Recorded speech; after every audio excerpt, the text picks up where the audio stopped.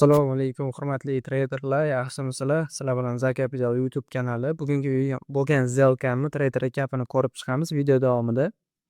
Qanaqa сделка qilindi, nima asosida savdoga kirdim, hammasini iloji boricha ochiqlab aytishga harakat qilaman. Bu jarayonda mana bu o'rtadagi, ya'ni 10:00 da ochilgan qora rangli swetcha, 4 soatli swetchada savdo qildim. Bunga sabab 4 soatli o'zidan oldingi swetchani high'ini yangilashi edi va shundan keyin men high yangilagandan keyin M15 time frame'ga o'tdim. M15 time frame'da ko'radigan bo'lsa, Discorddan xabar keldi.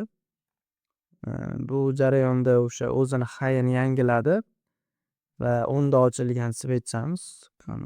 Bu yerga o'tib ketibman.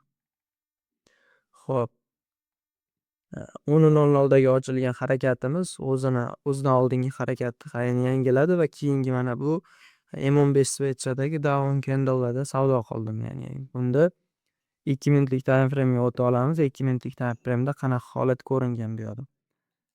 Mana o'sha holat, ya'ni bu yerda 2 minutlik time frame'da ko'radigan bo'lsa, mana bu yerda S&P 500 yangilamadi, Nasdaq bo'lsa o'zini high'ini yangiladi. Bu jarayonda men 15 sekundlik time frame'ga o'tdim. 15 sekundlik time frame'da qanaqa ishladim, qanaqa trade qildim.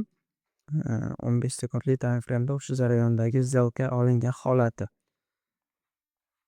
Xo'p, mana o'sha holat 15 sekundlik time frame'da o'zini high'ini yechishda qatnashgan FO'ga live FO'ga bo'lib xizmat qiladi, bilasizlar. O'sha jarayonda men FO'gini high FO'ga qilib ishlatdim va bu yerda men FO'dan pastda yopilgandan keyin savdoga kirdim va stop loss'im tepadagi high dedi, take profit'im bo'lsa 9.30 low dedi, lekin 9.30 lowgacha kuta olmadim, chunki RR yaxshi edi.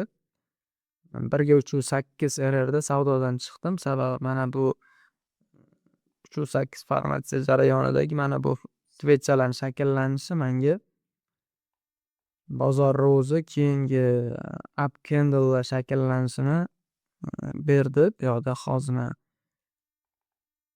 execution ko'rsatsa, hozir chiqarib beraman sizlarga. Mana o'sha execution, ya'ni bu yoqda savdoga kirganman, o'sha shakllanish jarayonida savdodan chiqilgan.